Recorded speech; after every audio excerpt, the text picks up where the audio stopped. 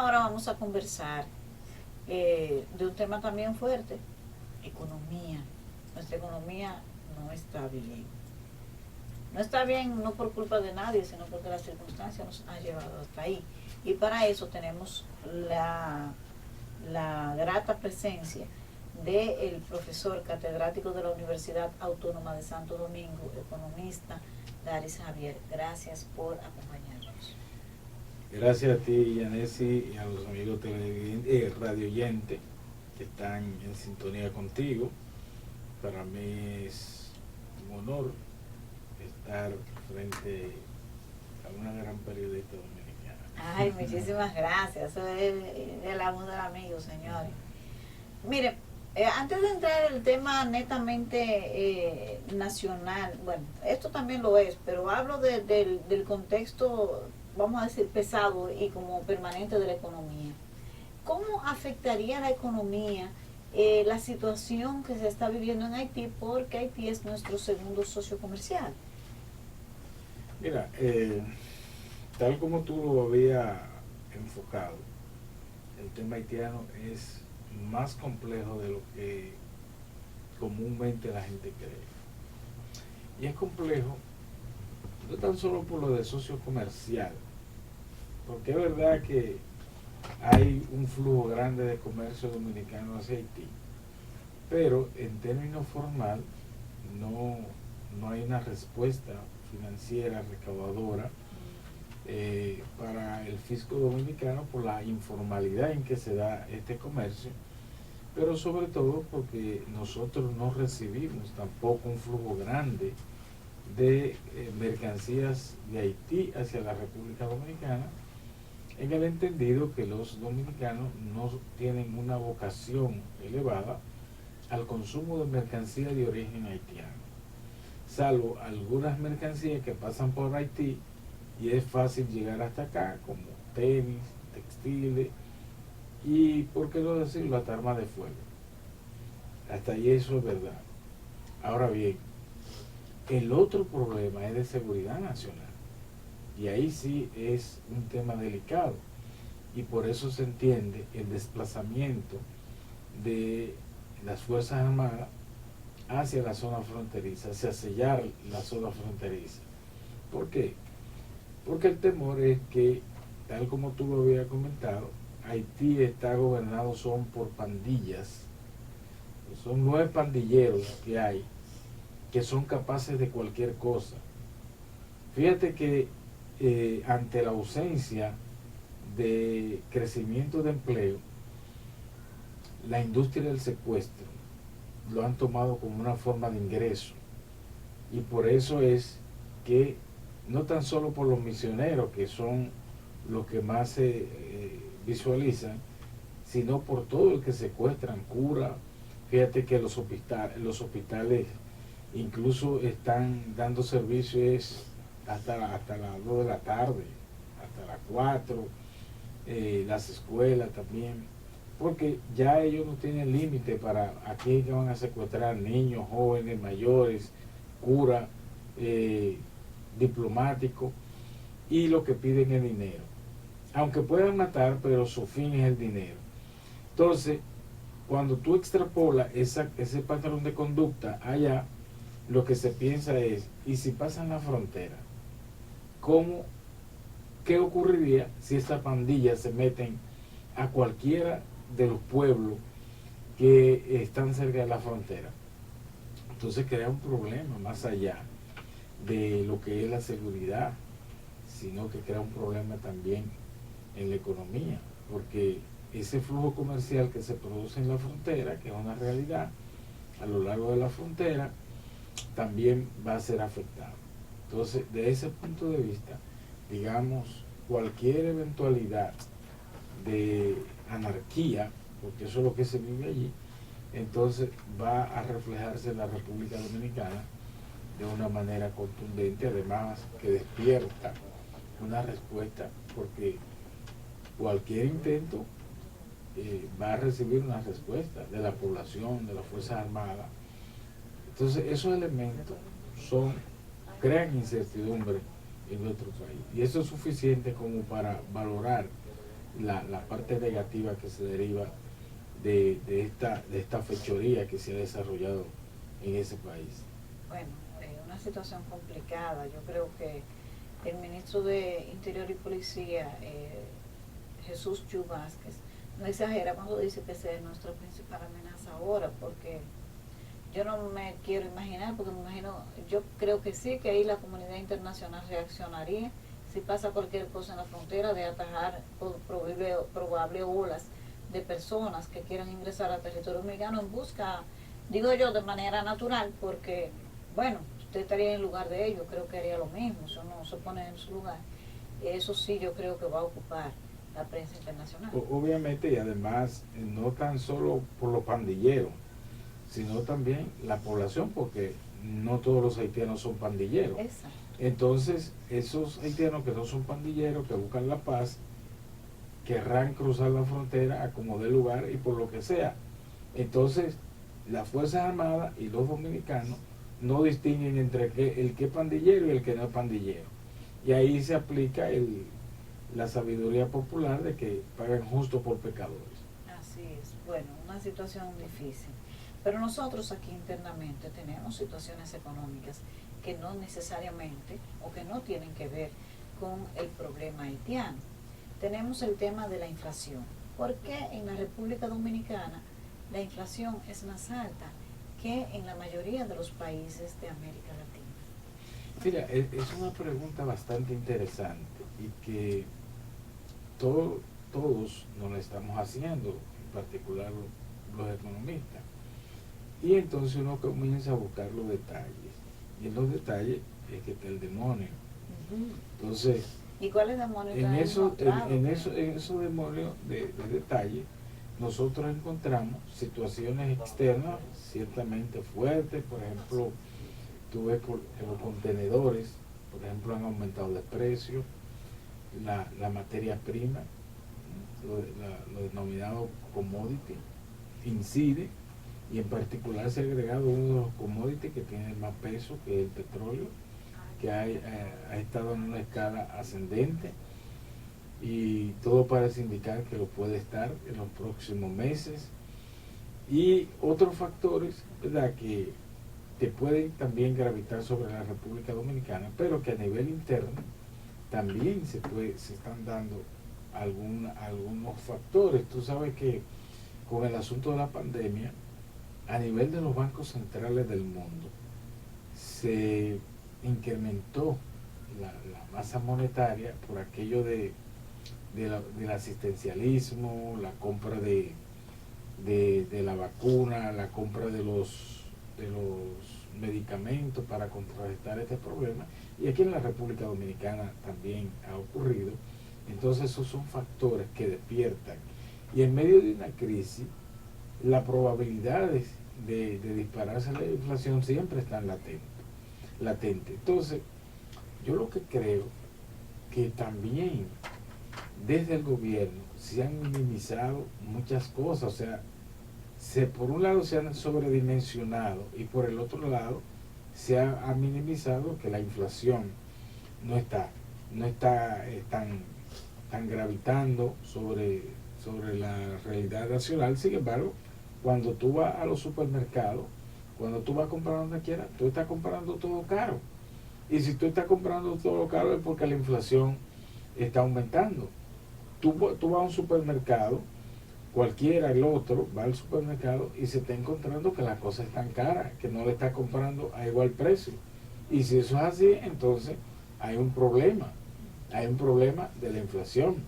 Y recuérdate que hace 2 meses atrás, esa inflación bordeaba los 10.5, 11, y era verdad, y en ese momento se negó.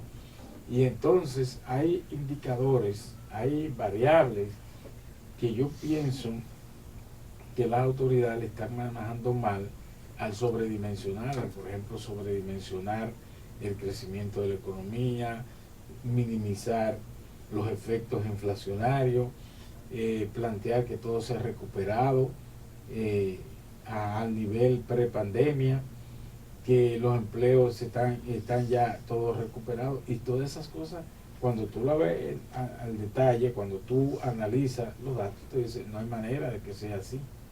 No hay manera de que sea así.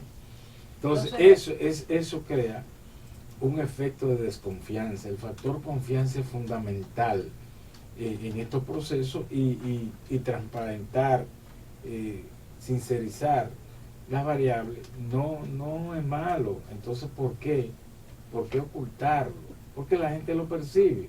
Hay tres cosas que dice un refrán de la economía que no se pueden ocultar, que es cuando la gente tiene maleza económica, cuando la gente, cuando la inflación está frente a ti y cuando una mujer está embarazada. Esas tres cosas no se ocultan porque salen a flote ya sola. Bueno, mire, y con relación al tema de la reforma fiscal, eso fue algo que gravitó mucho y tenía a la gente como ansiosa. La posible reforma. El presidente decidió dejarla sin efecto. Muy bien, todos estamos felices porque no hay nuevos impuestos. Ahora, ¿qué representa eso para la economía? ¿Cuál es, en qué eso impacta? Porque yo no creo que nadie ponga impuestos porque quiera. No creo que ningún gobierno quiera poner impuestos. Mira, ¿cómo te lo explico? La intención del gobierno era impulsar la reforma. No fue que el gobierno, que el presidente Luis Abinader dejó la reforma, es que hubo una presión popular que obligó al abandono de la reforma. Esa es la realidad. Pero la intención, tú muy bien lo has visto, los ministros estaban con la bandera de la reforma y poniéndola en primer plano. Incluso yo me llamaba la atención que mientras el ministro de Economía y de Hacienda hacían mutis con eso, el ministro administrativo de la presidencia y el ministro de la presidencia hablaban de reforma. La intención estaba tomada, pero había una presión popular, los partidos políticos, los empresarios, los sindicatos, las academias se estaban pronunciando. ¿Por qué? Se estaban pronunciando porque en la historia de las crisis económicas a nivel mundial, nunca a nadie se le había ocurrido la genial idea de plantearse una reforma fiscal. Lo intentaron en Colombia y también fue aplazado por el hecho de que se produjo una presión popular, pero allí todavía con mayor expresión. Hubo muertos, después que hubo muchos muertos, entonces se deja la reforma a un lado. Aquí, por suerte, no se llegó a eso.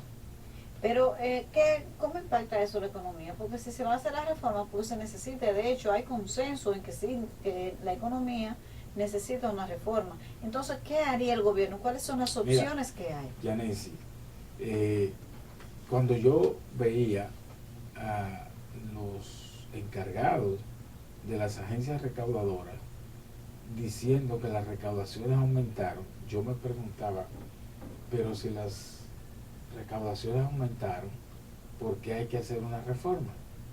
Entonces, eso es otro elemento. Hay variables, hay cifras en la economía que tú no puedes jugar con ellas, porque entonces da una señal de que o se está jugando a la ruleta rusa en materia económica, o no se tiene idea de la dimensión que representa una declaración de esa naturaleza, o ambas cosas a la vez. Eso por un lado. Y por el otro, el gobierno no debe tenerle temor a los déficits fiscales. Los déficits fiscales son normales en cualquier economía y en medio de una crisis mucho más. Entonces ahí viene... Y se cae en una situación de impasse. Ahí viene la situación de que los gobiernos deben ser creativos. Ahí los gobiernos tienen que ser creativos. Obviamente, tras un déficit amplio, un déficit fiscal o presupuestario amplio, trae consigo acompañado un incremento del endeudamiento. Pero resulta que el gobierno, allá previo a esa intención, se había emitido deuda de tal manera que no gastó todo Y entonces el gobierno se ahorró mucho dinero por no gastar, no sabemos por qué. Y entonces el gobierno nos lo vendió como que era un ahorro que había tenido el gobierno, y el gobierno no tuvo ahorro, sino que dejó de gastar dinero. Y eso es malo para la economía, no, que el gobierno no gasta. Precisamente en tiempos de crisis el gobierno lo que tiene que gastar, ¿verdad? Tiene que inducir a la economía. Entonces el gobierno dejó de gastar, se ahorró ese dinero, lo tienen ahí, entonces fue porque se endeudó más de lo proyectado. No lo gastaron, vuelvo y reitero, no sabemos por qué. Entonces dejó ese dinero y nos dijo, mira, nosotros lo que hicimos fue aumentar el ahorro interno. Entonces, eso es igual que tú, imagínate, tú vas a un banco y buscas $1.000.000. Tomaste este $1.000.000 a una tasa de interés de un 13%. Pero tú dices, yo voy a gastar nada más 200.000. Y entonces los 800.000 yo lo voy a llevar y voy a abrir un certificado en otra entidad bancaria, pero donde me van a pagar solamente un 4% de interés. Eso como que no es negocio. Y la gente lo dice con otro nombre, refiriéndose a los perros. ¿Entiendes? Entonces, el negocio de los perros. Entonces, en ese caso, el gobierno tomó préstamos internacionales Para guardar a tasas elevadas para guardarlo. Entonces, cosas como que no se explican. Y la economía es muy delicado con eso. Entonces, gástalo. Utiliza ese dinero que te puede dar hasta el primer semestre del 2022 sin necesidad de reforma. Y vamos a ver qué ocurre de aquí a allá. Pero lo van a gastar ahora probablemente. Ojalá, ojalá. Bueno, pero en caso de, hay un tema que se ha planteado de que si no se hace la reforma, es probable que las calificadoras de riesgo de la economía puedan bajar el riesgo país. Entonces que eso sería negativo para tomar prestado a tasas preferenciales. ¿Cuál es la perspectiva con relación a ese tema? Bueno, es un problema que el gobierno va a tener que enfrentar. Y eso va a suceder. Claro, porque las calificadoras de riesgo están encima de los países que emiten deuda. En este caso, el gobierno dominicano tiene varios años como gobierno, el gobierno, tanto el anterior como este, porque uno ve el Estado en su conjunto, no ve a la persona.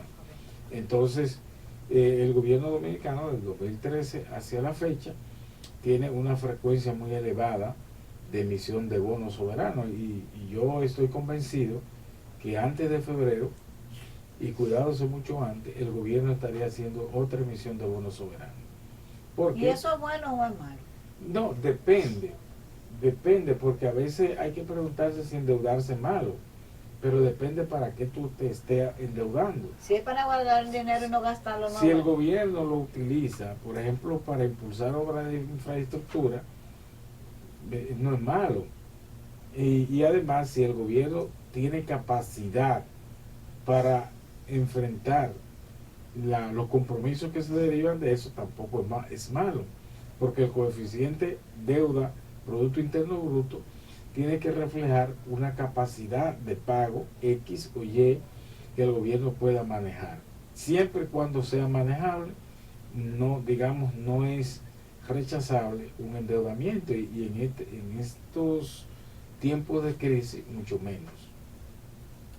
Entonces, tenemos el riesgo del tema de que las calificadoras puedan afectarnos con relación a eso. Pero hay otro tema, la deuda. Se ha hablado mucho del alto endeudamiento, y usted ha dicho que la deuda no es buena ni es mala. En el caso de la República Dominicana, ¿cómo vamos con eso? Casi un 70% del PIB se va en deuda. O sea, ese número parece grande. Pero muy grande, porque la frecuencia de deuda que está ocurriendo, fíjate, el gobierno tiene un año, casi 3 meses, ¿verdad? En tan poco tiempo, hacia atrás, ningún gobierno se había endeudado con esa frecuencia ni con ese volumen. Pero es que hay Entonces, una situación especial que nunca habíamos sí, tenido, eso no influye. hay una situación especial, pero mira, yo pienso que el gobierno pudo lucírsela en este proceso de pandemia y enfocarse sobre la pandemia. Porque el problema del COVID, que como sabemos es un problema global, también a nivel local los países están buscando, están haciendo esfuerzos para darle salida al problema o manejarlo de otra manera. Y el gobierno, por ejemplo, pudo muy bien construir más hospitales con esos endeudamientos. Con el dinero que guardo. Y eso se justificaba para proliferar la unidades de intensiva, la UCI. El gobierno pudo hacer eso. Y en ese periodo el gobierno no ha construido hospitales. Creo que el gobierno ha inaugurado 1 o 2 hospitales de lo que encontró ya en la fase final. Entonces eso justificaba y justifica un endeudamiento. No es tan solo la vacuna, el volumen de vacuna que se compre, sino también el espacio físico donde tratar los pacientes o incrementarle los salarios a los médicos que están trabajando directamente y al personal de salud que trabaja directamente con este tema del COVID. Nos están diciendo que ya tenemos que irnos. Ya este año terminó, mire. Ya la gente lo está en diciembre, sí. Ya la gente... Para el año que viene, ¿cuál es la perspectiva, la expectativa económica? Bien breve, si usted no lo pudiera decir así en pocas palabras. Mira, yo he visto que el gobierno está hablando de un crecimiento de la economía de un 10%. Pero ese porcentaje, hasta yo digo, puede ser más con la forma en que lo están comparando.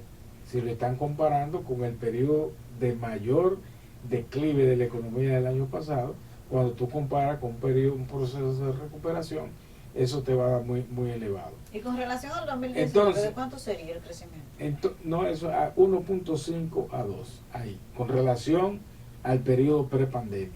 Bien, yo no sé por qué el gobierno se esfuerza en ocultar eso, porque para eso tú no tienes que saber logaritmo, una simple estadística de cálculo, y tú lo visualizas.